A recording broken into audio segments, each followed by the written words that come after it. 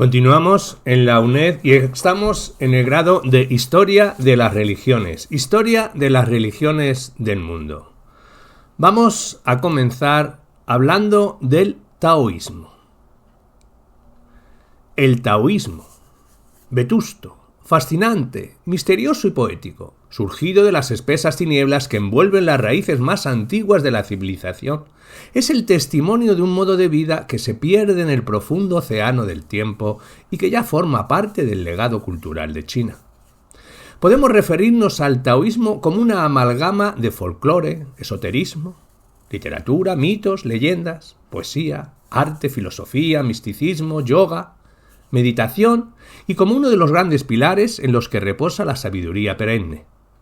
La palabra taoísmo es un concepto habitual en el mundo occidental para nombrar dos tendencias de distinta índole. Por un lado, el taoísmo filosófico, Daohia, con sus tres principales representantes, Laozi, Zhuangzi y Lizi, y que constituye una doctrina mística centrada en las concepciones del Tao, o Dao, el camino, y del Wei, el no inferir en el curso natural de las cosas. Por otra parte, el taoísmo religioso, taoísmo eclesiástico o enseñanzas taoístas, el Daojiao, con sus diversas orientaciones y escuelas, las 5 fanegas de arroz, la perfecta realización, la recta unidad, la higiene de las divinidades interiores, la joya mágica, la vía de la suprema paz, que tienen por objeto la prolongación de la vida, cuando no la inmortalidad. Algunos eruditos occidentales consideran que las doctrinas del taoísmo filosófico y del taoísmo religioso no solo son diferentes, sino también opuestas. Para ellos, el taoísmo de Lao Tzu es una filosofía pura, que colisiona frontalmente con la búsqueda de la inmortalidad, principio fundamental de la religión taoísta. La vida, seguida por la muerte, es el curso de la naturaleza y el ser humano debe seguir serenamente este itinerario natural. Sin embargo, la doctrina cardinal de la religión taoísta tiene que ver directamente con el principio y los medios de eludir la muerte, lo que significa operar de modo manifiesto contra la naturaleza. No obstante, las divergencias existentes entre la filosofía taoísta, el Daohia, y la religión taoísta, el Daojiao, se superaron merced a las creencias mitológicas de las que ambas hacían gala, así como por los entrenamientos o acciones mágicas empleadas tanto en el ámbito corporal como en el mental, las técnicas dietéticas, gimnásticas, respiratorias, meditaciones, yoga, determinadas prácticas mágicas, chamánicas, sexuales. Estas con el objetivo de mantener y robustecer la vitalidad del ser humano e impedir que ésta desapareciera. El fundador del taoísmo y el presunto artífice del Tao Te Ching es más que probable que sea una figura legendaria. No tenemos datos ciertos sobre él y algunos eruditos se preguntan si existió. Según la leyenda, se llamaba Lao Dan o Lie y nació en China meridional. Tuvo una conversación con Confucio, que era más joven que él. Fue bibliotecario en la corte de los Zhou, pero decepcionado de la vida al lado de los poderosos, se dirigió hacia el oeste, siguiendo la ruta de la seda. Antes de desaparecer, montado en un búfalo, escribió una colección de sentencias y pensamientos conocido como Tao Te Ching, y que una traducción académica occidental transforma Tao Te Ching en disertación referente al justo principio y su acción. El sistema de pensamiento es coherente en su conjunto y ha ejercido una influencia considerable sobre la cultura china. Trota nos brinda en esta ocasión una esmerada edición del Tao Te Ching, uno de los 3 libros clásicos del taoísmo filosófico, difundido en todos los idiomas y traducido directamente del chino por Iñaki Preciado Idoeta, uno de los más eminentes sinólogos en nuestro país. Muy bien documentado, con información actualizada y con valiosas aportaciones, este libro no es una edición más del Tao Te Ching, sino una obra de obligada lectura para introducirse en el taoísmo, uno de los grandes tesoros del pensamiento de China. Si el significado de Tao Te Ching fuera fácil de aprender, resultaría baladí cualquier suerte de explicación, pero no es este el caso. ya que hay tantas cosas oscuras en el texto que se agradece el alto índice de calidad de la traducción, de la introducción, de las notas y de los comentarios que hay en este meticuloso trabajo de Iñaki Preciado. Nos consta que ha hecho un gran esfuerzo para allanar el camino hacia la comprensión del texto y desde luego está en condiciones de hacerlo, dado su dominio del idioma y de pensamientos chinos. La formación filosófica de Iñaki Preciado confiere a esta versión del Tao Te Ching una profundidad de perspectiva que difícilmente podría provenir de una mera traducción. Un cierto acuerdo básico, conceptual, podría ser un aceptable punto de partida que permitiría un diálogo respetuoso, cordial y abierto. Sin embargo, desde nuestro punto de vista aún no se ha logrado. Está resultando muy complicado conseguir una escucha abierta, desprejuiciada y tolerante entre países, tradiciones y culturas distintas. Hay que penetrar en el subsuelo de la civilización y llegar a un estrato ideológico constituido por modelos cognitivos, emocionales y conductuales comunes.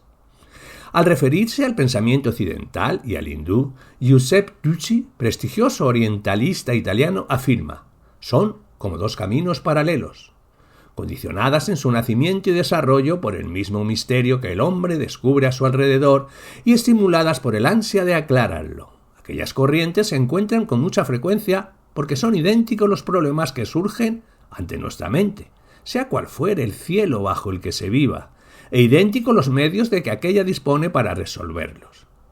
Y en palabras de Mircea Eliade, el gran historiador de las religiones, dice: lo importante no es la identidad de la terminología filosófica, basta con que los problemas sean homólogos. No es en modo alguno fácil hallar la correcta vía de acceso a esta joya del pensamiento chino que se aleja bastante de nuestros modos de pensar. A fin de entender, en parte, determinados contenidos del Tao Te Ching, es necesario dejar en suspenso algunos programas de nuestra mente occidental. Los pensamientos de los viejos maestros tienen para nosotros mayor valor que los prejuicios filosóficos de muchos eruditos occidentales. Y ya, para finalizar, diremos que si alguien nos pregunta que qué remedio podría hallarse en el pensamiento oriental y que curara a nuestro mundo de su inventadera creencia en el prestigio, la fuerza, el dinero y el poder, elegiría, sin lugar a dudas, al Tao Te Ching, pequeño en tamaño y grande en sabiduría, escrito en China, hace muchos siglos. En el Tao Te Ching leemos: el que actúa, fracasa. El que aferra algo, lo pierde. Por eso el sabio no actúa y de ese modo no fracasa. Nada aferra y de ese modo nada pierde. En 1979, el autor publicó una traducción del libro de Tao basado en las copias sobre tela de seda halladas 6 años antes en una tumba del siglo II antes de nuestra era. Desde entonces hasta el presente ha proseguido ininterrumpidamente sus estudios e investigaciones en torno al taoísmo y a otras corrientes de pensamiento afines como el budismo, el mantrayana y el bon tibetano. A lo largo de todos estos años, sus prolongadas estancias en China le han permitido recorrer la mayor parte de la geografía de ese inmenso y diverso país, y así es como ha podido entrar en contacto directo con varios auténticos maestros, que no meros eruditos, practicantes de estas doctrinas. Doctrinas estas cuyos textos solo se pueden entender y por tanto traducir cuando se ha tenido la rara oportunidad de encontrar alguno de tales maestros.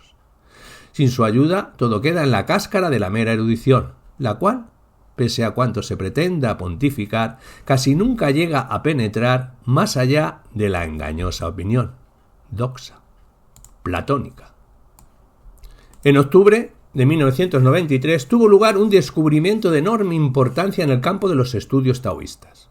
Al excavar una antigua tumba en el centro de China, los arqueólogos se vieron sorprendidos al encontrar, entre los objetos habituales, una gran cantidad de textos, escritos sobre tablillas de bambú. Al estudiarlos y clasificarlos, la sorpresa aumentó, pues entre ellos se hallaba una copia del Lao Tzu, el libro conocido en Occidente como Tao Te Ching, el clásico por antonomasia del taoísmo filosófico. dado que la tumba, según estimaciones de los arqueólogos, había sido sellada probablemente a finales del siglo IV. Aquella copia de Lao Tzu era la más antigua de las conocidas hasta la fecha. Hablemos de la tumba de Guodian. La tumba está ubicada en la aldea de Guodian, municipalidad de Jinjiang, provincia de Hubei.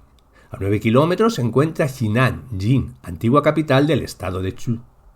El lugar es un antiguo cementerio de Jing, más de 300 tumbas repartidas en 22 grupos. La tumba donde se hallaba la copia de Lao Tzu fue la primera que se excavó. Esto ocurrió en octubre de 1993 y se debió a una circunstancia fortuita. Había sido saqueada en agosto de ese mismo año y por segunda vez, pocos días antes, el agua penetraba por el agujero practicado por los saqueadores y la tumba corría el riesgo de anegarse. Según los arqueólogos e historiadores, la persona enterrada parecía ser, por los objetos encontrados en el interior, un si, es decir, un noble de rango inferior. Por otro lado, la gran cantidad de textos filosóficos hallados apuntan a que este personaje debía ser hombre de gran erudición. En efecto, además del Lao Tzu, en la tumba se encontraron otros 15 textos, un total de 730 tablillas de bambú escritas, de las que solo 71 corresponden al Lao Tzu. El resto son fundamentalmente textos confucianos. Las 71 tablillas de Lao Tzu de Guodian solo recogen una parte del Lao Tzu que conocemos. Del total de 81 capítulos solo encontramos 31 y de estos solo 16 completos. Esta circunstancia ha provocado una enconada polémica entre los investigadores que aún no se han puesto de acuerdo. Unos sostienen que los capítulos que faltan en la copia de Guodian se han perdido, más bien robado. Otros que nos hallamos ante un texto completo, el más antiguo hasta el momento y el que mejor y más fielmente refleja el pensamiento de los primeros filósofos taoístas. Si se comparan los textos de Guodian, de Ma Gandui y de las versiones posteriores, afirman los partidarios de la segunda hipótesis, todo apunta a que los últimos, Ma Gandui y versiones posteriores, incluyen toda una larga serie de adiciones a un texto primitivo, Lao Tzu de Guodian, algunas veces poco afortunadas, por forzadas o incongruentes. Tales adiciones van desde una breve frase hasta largos párrafos. Otro extremo de gran importancia y que conviene subrayar es que las 71 tablillas aparecieron agrupadas en 3 haces, distintos, tanto por la longitud de las tablillas como por el tipo de ella. Se trataría, pues, de 3 partes de la obra bien diferenciadas, aunque sin título. Los estudiosos chinos denominan Jia Ji Bing a cada una de esas 3 partes del Lao Tzu. Son títulos convencionales, que equivaldrían en Occidente a ABC. Recuérdese que en las copias de Ma Gandui y en las versiones posteriores, la obra se divide en 2 partes con título, Libro del Tao y Libro del Te, invertidos en las copias de Ma Gandui. El Lao Tzu, el A, es un conjunto de 39 tablillas, de 32,3 centímetros de longitud. El B, 18 tablillas de 30,6 centímetros y el C, 28 tablillas de 26,5 centímetros. De este último, las 14 últimas tablillas corresponden a un breve texto, sin título, que muchos consideran que forma parte del propio Lao Tzu y que hasta la fecha de su descubrimiento eran totalmente desconocidos. Hablemos de la tumba de Ma Gandui. Este descubrimiento había sido precedido 20 años antes por otro de no menor importancia e interés. En efecto, en diciembre de 1973, al excavar la tumba Han número 3 de Ma Gandui, en las inmediaciones de la ciudad china de Changsha, se había descubierto un conjunto de antiguos libros de seda de gran valor histórico, entre ellos 2 copias del Lao Tzu, relativamente bien conservadas.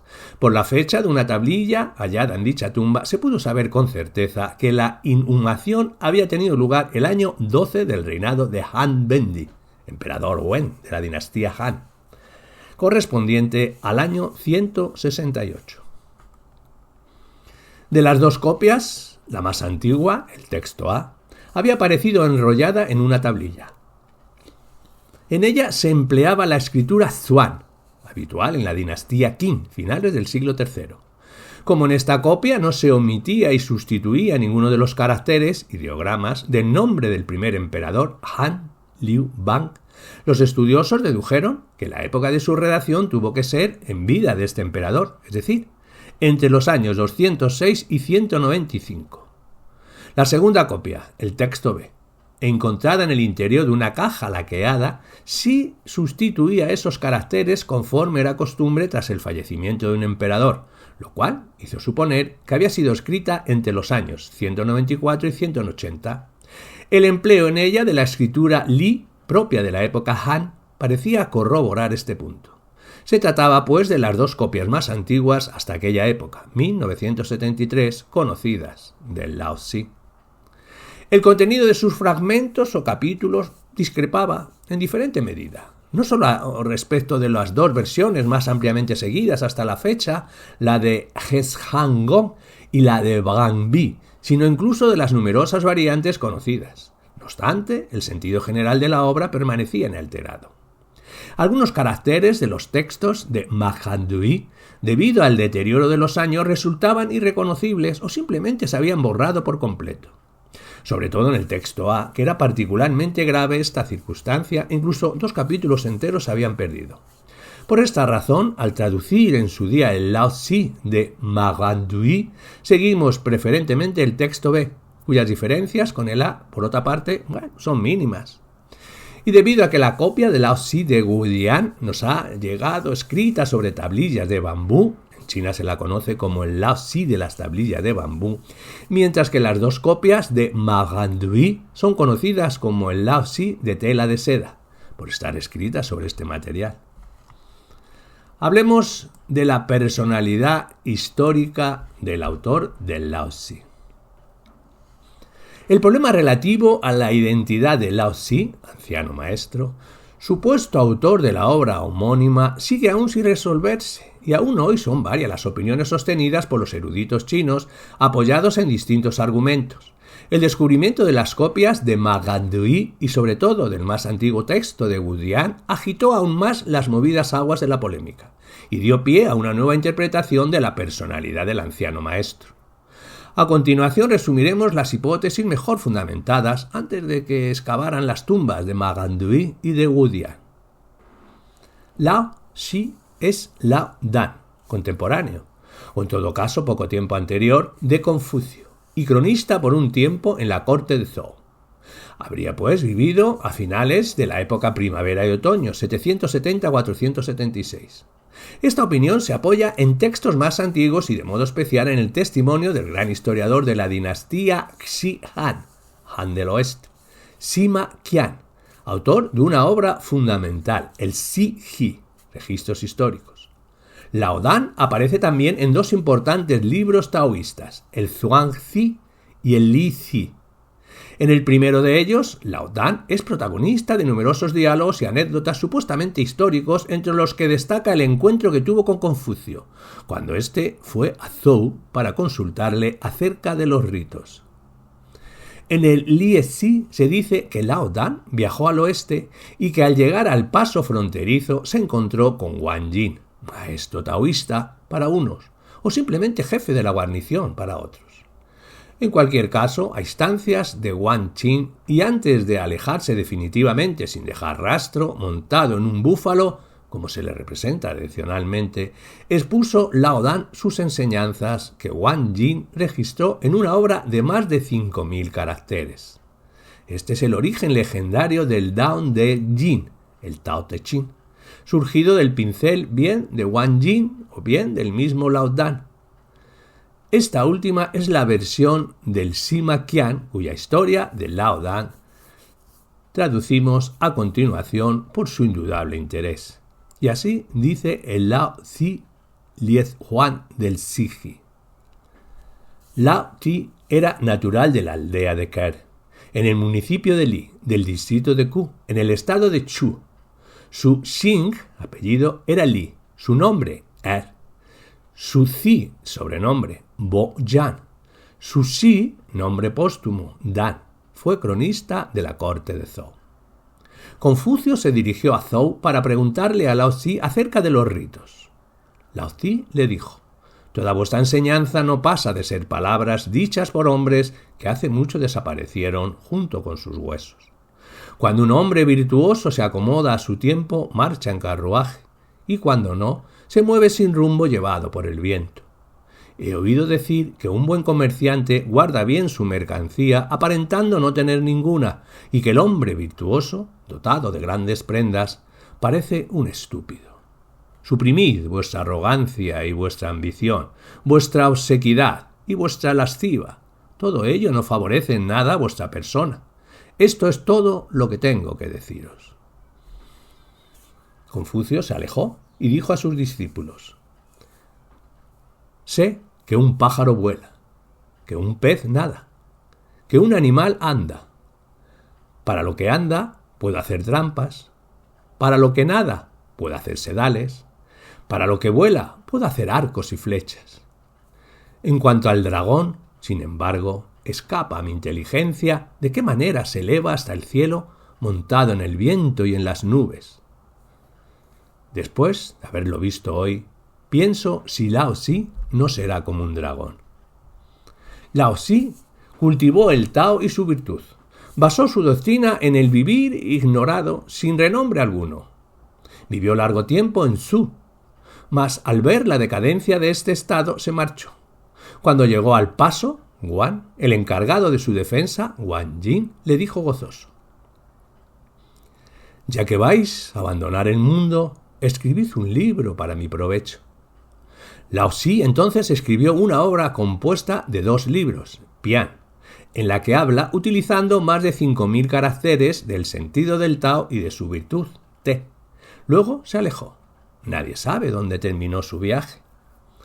Otros dicen que Lao Laixi era natural del estado de Chu y que escribió una obra compuesta de 15 libros en la que expone la aplicación de la doctrina de la escuela del Tao, que fue contemporáneo de Confucio.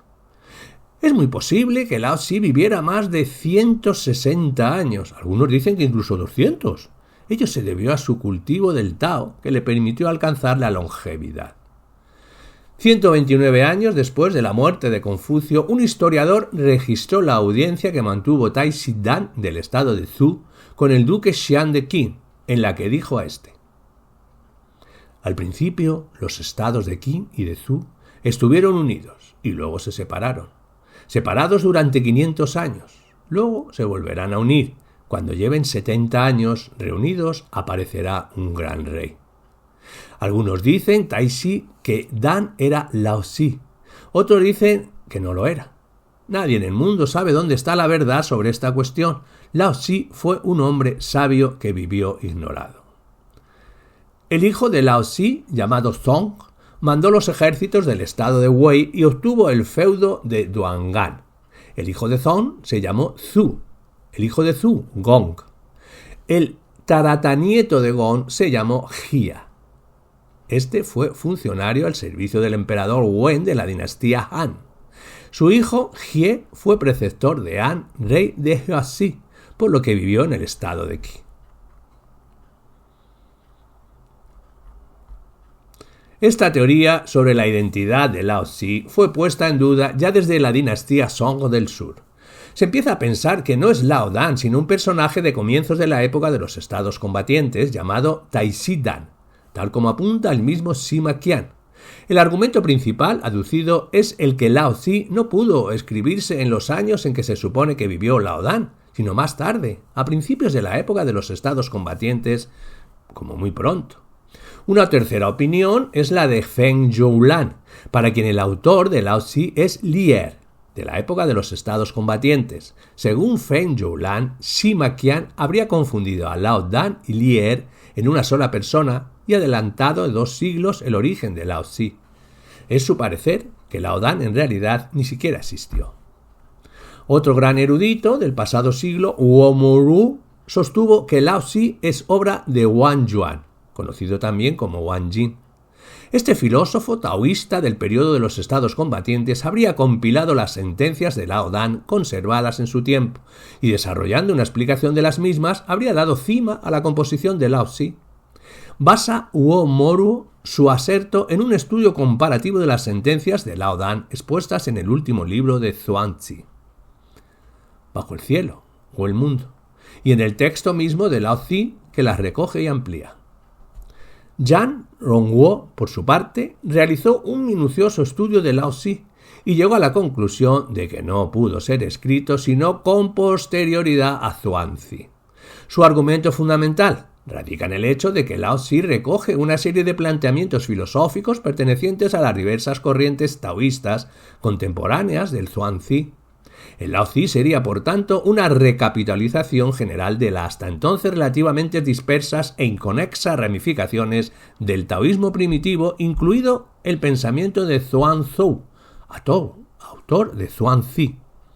Esta teoría contradice otra muy difundida que quiere ver en el Zhuangzi un desarrollo en forma de comentario del Lao Tzu. Luego, el Lao Tzu es el resultado final de una prolongada compilación y elaboración en las que intervino toda una escuela a lo largo de muchos años. La redacción definitiva del libro habría tenido lugar durante los años que separan a los filósofos Mo Di y Zhuangzi, es decir, hacia la primera mitad del siglo IV, aunque algunos retrasan esta redacción a una época tardía posterior al Zhuangzi, tal vez a finales del siglo III, entre las dinastías Qin y Han del oeste. Tales eran las hipótesis barajadas a comienzos de los años 90 del pasado siglo, mas, como antes apuntamos, el descubrimiento de Wu Dian renovó la polémica desde una nueva perspectiva. Entre las nuevas hipótesis basadas en estos materiales descubiertos, cuya importancia capital nadie discute, se encuentra la de Wu Ji, que es una teoría muy razonable y razonada, y que tiene un mérito indudable. Permite completar un rompecabezas, cuyas piezas hasta ahora parecían imposibles de encajar. Su punto de partida histórico es el más utilizado y más fiable de cuantos se dispone, a saber, la información que nos proporciona el libro de Sima Qian, los registros históricos. Si releemos el pasaje que arriba hemos reproducido, podremos observar que en él se menciona a 3 personajes relacionadas con la figura de Lao Tzu: Lao Dan, Lao Laixi y Taixi Dan. De ellos, el segundo queda descartado como autor de Lao Tzu, pues ese mismo pasaje lo presenta como autor de otra obra, y solo nos quedan, pues, Lao Dan y Taixi Dan. El primero, anciano Dan, mantuvo un encuentro con Confucio, quien vino a verle para recibirle de él enseñanzas sobre los ritos. No cabe duda de que este encuentro tuvo lugar, pues son varios los textos antiguos que lo registran. En cuanto a Taixi Dan, el cronista Dan, se sabe de una entrevista que mantuvo con Xin Jiangong, duque Xian de Qin, quien rigió los destinos del estado de Qin entre el año 384 y 361. Por consiguiente, entre Confucio y Taixi Dan medió más de un siglo.